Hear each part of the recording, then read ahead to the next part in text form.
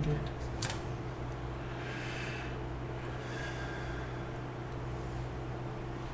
Ooh, we are struggling though.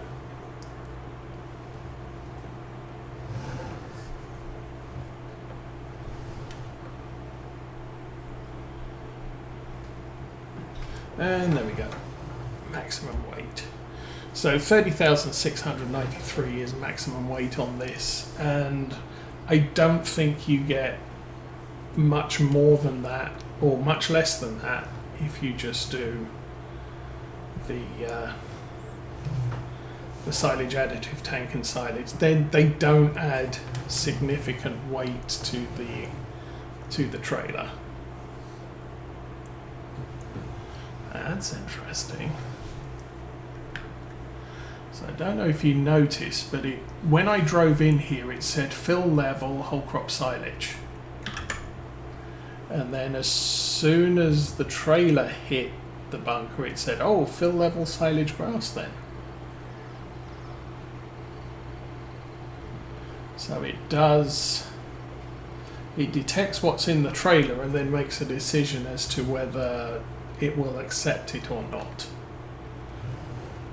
Anyway, let's pull that down, turn it on, and wreck the pickup mechanism by driving on concrete.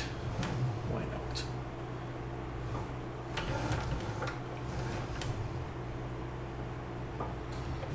Alright, and there's a piece there. I think we'll go down the short row and then we'll figure out the long row later.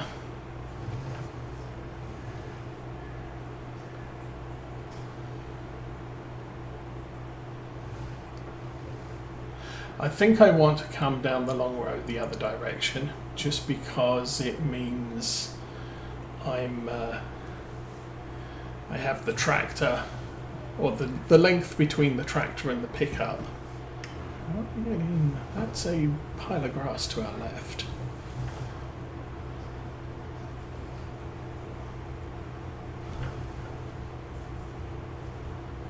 And round we go. Ugh.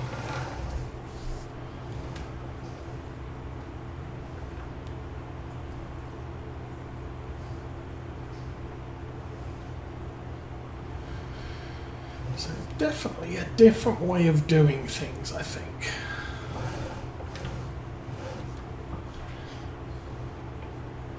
I haven't really concentrated on a no-bale farm till now. We will probably end up getting a bale wrapper, possibly the Massey Ferguson ones that came out on a recent patch, just so we can do silage contracts. Because obviously I can't do a silage contract with a loading wagon, because we need the silage created.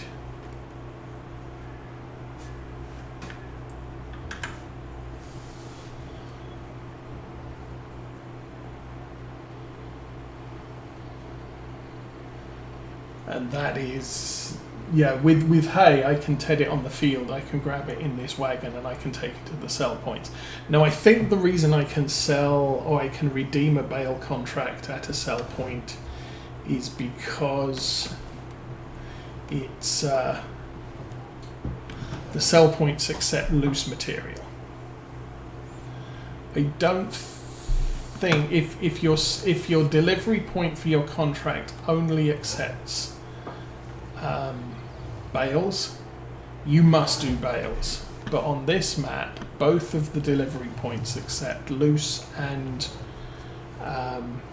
bales. So you can take a loading wagon full of hay and get credit for a hay bale contract. And we'll demonstrate that in a while when I figure out which way to turn the darn wheel. There we go. What am I hitting? I am hitting... Oh, I'm hitting the hedge. This is interesting, to say the least.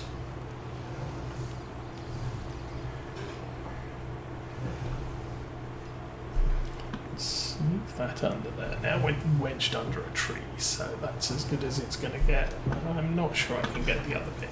Okay, that's fine. Let's go down the end.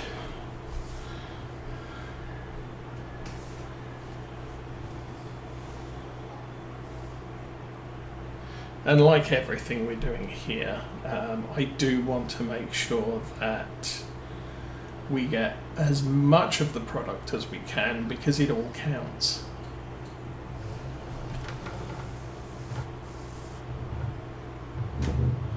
I don't think I can get this into that corner either, so...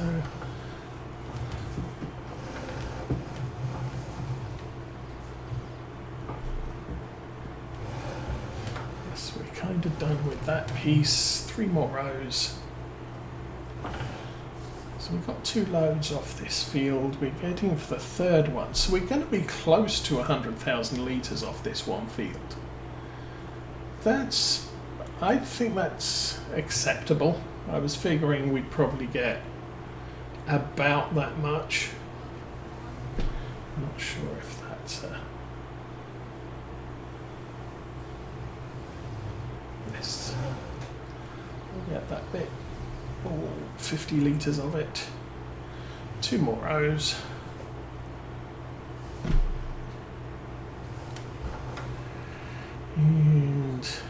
And obviously a short fill bunker is going to be much easier to compact than 400,000 litres or 1,000,000 litres.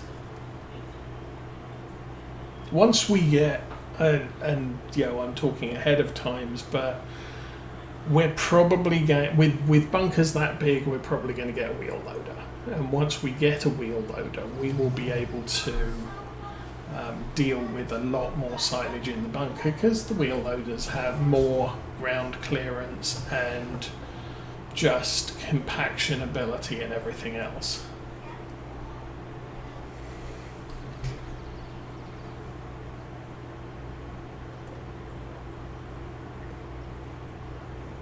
But right now we're playing the big struggle to make cash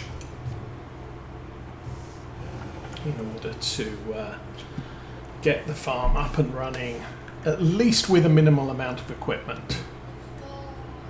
So potentially, I think what I might be looking at soon is we'll sell that silage and probably buy ourselves a liquid fertilizer sprayer.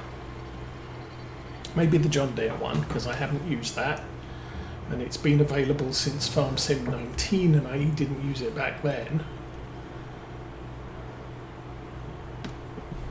And then once we get that, we're going to have to fit crop sensors to the little orange thing. I'm going to have to fit narrow tyres to the little orange thing. And then, okay, pull that up. Like I said, I think I didn't bother rowing that field in front of us, so we'll do another save, because we just need to do that.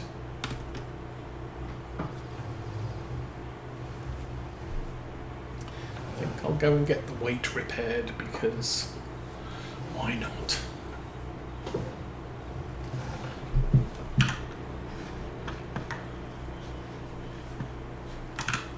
So this is the fact that the repair point is so big in this shed. It's like every bay is a repair point.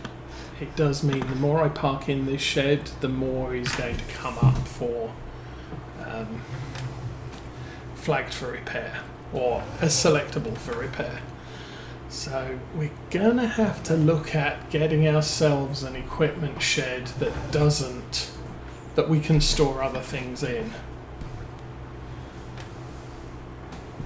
So I don't have to park everything in the maintenance shed.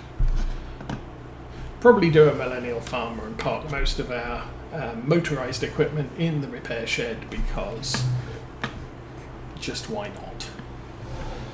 let's press that once, wait 5 minutes, and yep, got it.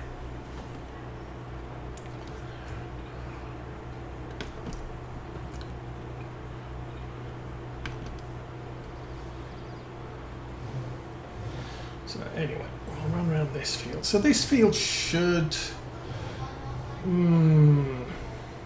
gonna say probably about 80,000 litres. So only two and a half carts of grass instead of 3 and a bit.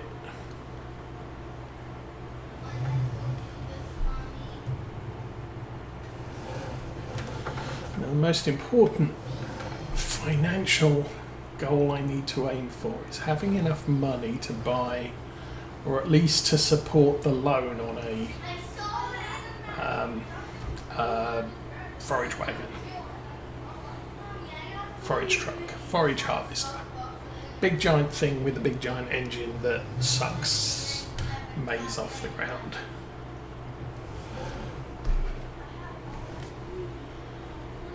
So that's the prime goal, and we need that before, I want to say November. I'm not sure. I don't know if the maize is going to mature this month or next month, but because of that I do want to make sure that I have crop sprayer before then, so we can go out, we can spray that maize and at least get that to fully fertilized per precision farming, and then that way I don't have to worry too much.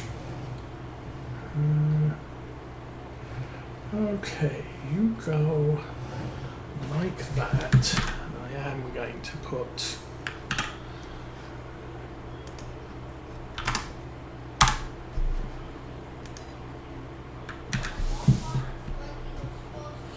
lower that. I'm going to put course GPS on just so that I can do this as efficiently as possible.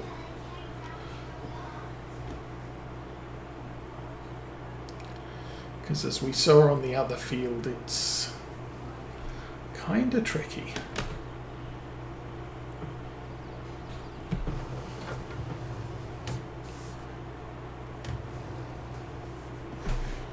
And the other thing that I don't like about this windrower is its functional working width is less than its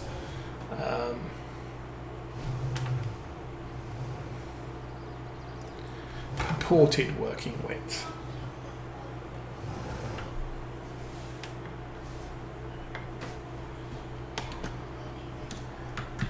So I'm ending up with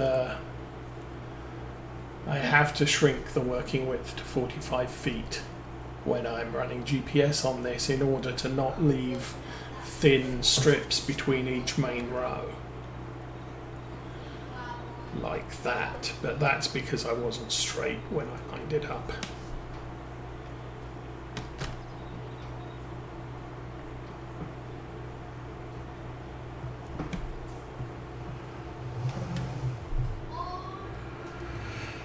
Anyway,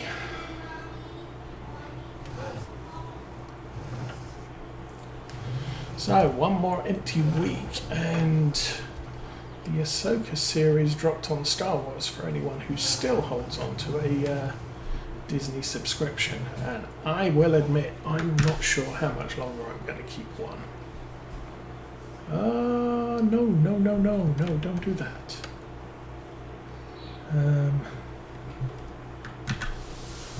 I missed the Alt key, I guess. Okay, turn the windmills on. Lower the windmills. Okay, go. It's close enough.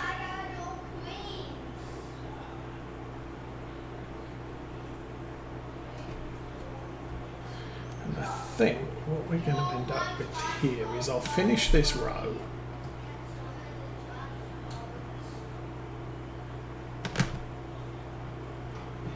And back up.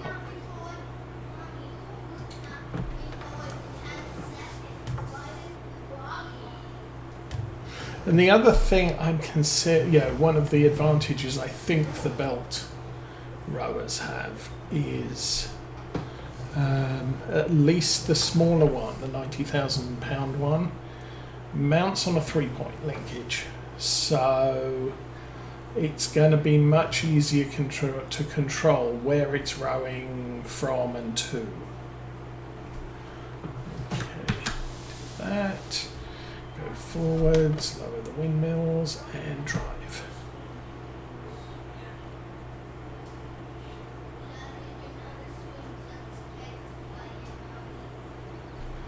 And sometimes, it's one of the reasons why I like the sprayer tanks rather than the haul behind sprayers, is because you can control exactly where the booms are, and that's a little bit more tricky with the tow behinds. But the tow behinds hold a lot more fertilizer, so you can do more fields, kind of. I think it was Virtual Farmer this week. He ended up using no, it wasn't. It was Disturbed Simulations. Was using a liquid tank with liquid fertilizer in to refill his tiny little liquid fertilizer. And lift. And drive forwards very quickly and lift.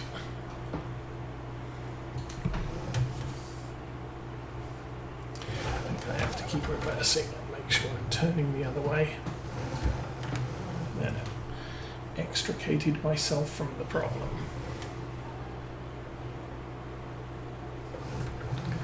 I think maybe if I run over to this side,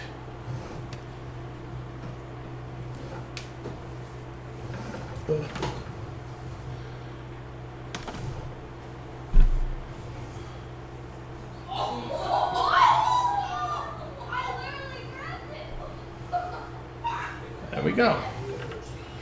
So it's a little bit tidier.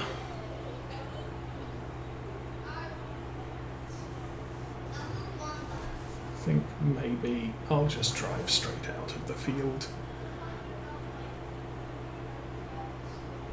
And awesome stuff. Fold that away. So this windrow is 130 horsepower, which technically means that the Kubota can pull it, but it struggles on hills. So there are some incredibly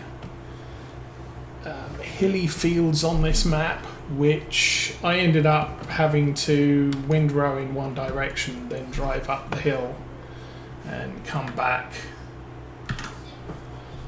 because the Kubota just didn't have the guts to climb the hill.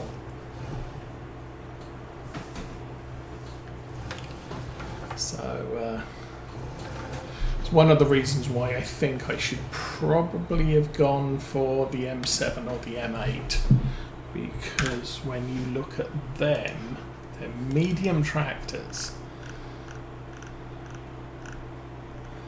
But the M7 is 128 base to 168. That's kind of the horsepower I'm kind of looking for, 150 plus. And then the M8 is well over 180, but only goes up to 200, so it's not going to fit in with... Oh, we could have a Lamborghini.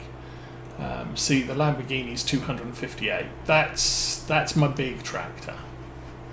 And so I'm kind of looking at tractor ranges. This one I think is about 230.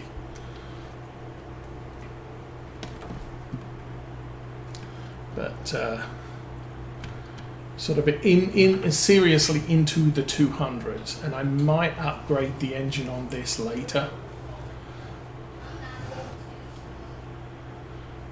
But we couldn't afford to have a fully upgraded engine on this tractor when we bought it.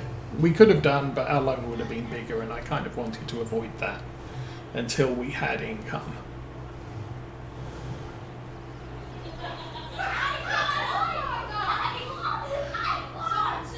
Now we will have obviously the maize silage to sell. I'm not keeping any of the silage that we make this year because I don't. The cow barn's 700,000 for the big one, and yeah, we're not going to make that much money this year. Plus, we still need to flesh out at least the basic equipment. But once we've got all the basic equipment, we maybe buy a couple more fields. There's a lot of grass fields around this yard, so that might be where we go with this. And then once we've got that all up and running, should we run along this edge again, or should we crash into the thing?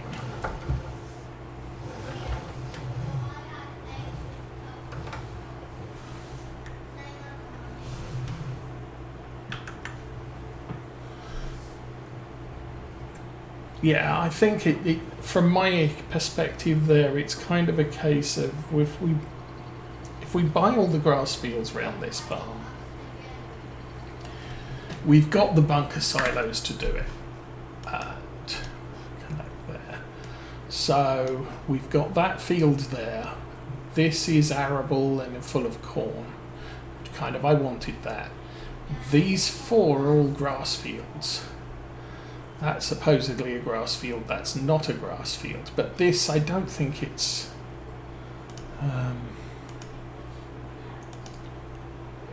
well, it is registering as purple, harvested. It does need ploughed. And it's grass. I don't know, it's kind of confusing. But anyway, according to the mini-map, we'll buy these four fields. I'll probably end up buying that one and doing arable in it. But we look at the price of these fields, and that's 130, that's 160, that's 186, that's 229, and that's 251. So there's a good £1 million worth of land here. I'll try and test with the dynamic field prices next or during this coming week and see if I can see if it corrupts the game save. If it doesn't corrupt the game save, then I'll add that back in and we can consider buying those fields when they're on sale.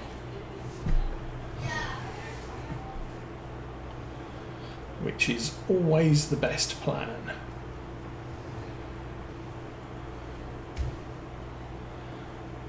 But the more fields we have, the faster we make money. Now, I do know cows make a tremendous amount of money once they're up and running. So the earlier we can get them up and running, the better it will be for us.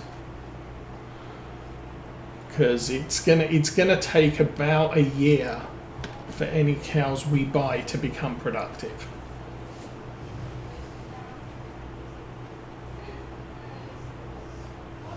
At the worst half year. If I buy 18-month-old cows, they'll start breeding on month 19 and then it's another 6 months before they produce milk because maize plus. If I buy 12-month-old cows, they'll start breeding on month 18. So small cows will happen at a younger cow age by 1 month.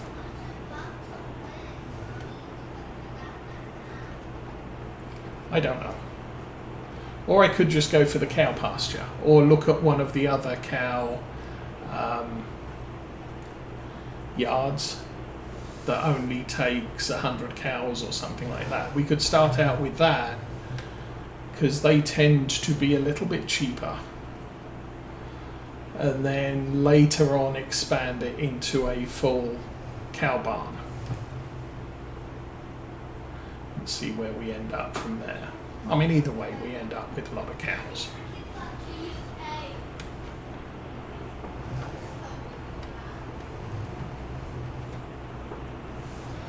Okay, that one I went down that side, so let's try and run down here. So I'm doing quite well with the compacting. We're already up to 21%. And like I said, this is not going to be a very full bunker. We'll probably end up with about 200,000 litres off this one. Oh, consideration for obviously for doing silage contracts is I could uncover that grass silage bunker and take on some grass silage contracts, deliver the silage from my bunker, and then go cut the field and bring the grass back to my yard.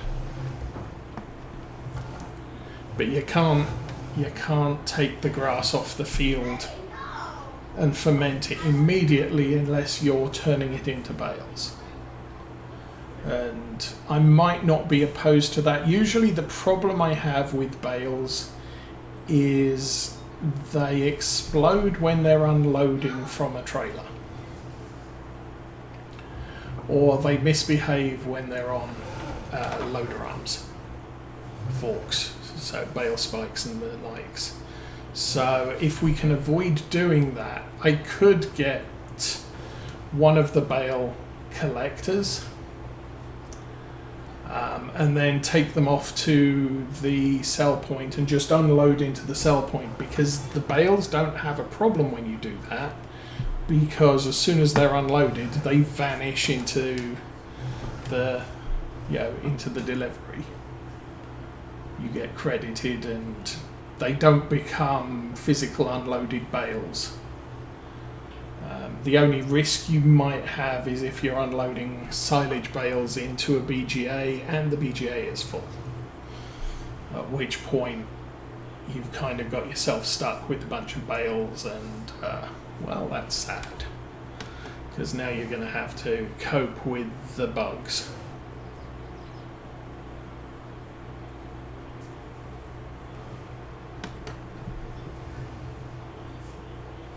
Is that grass there?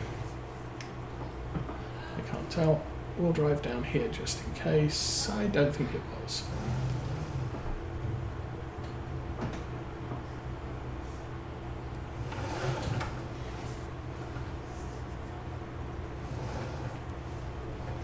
Did I miss a bit over there? Do I have the thing turned on and it lowered? Yes. I missed a bit over there. Okay. Oh, and we're full.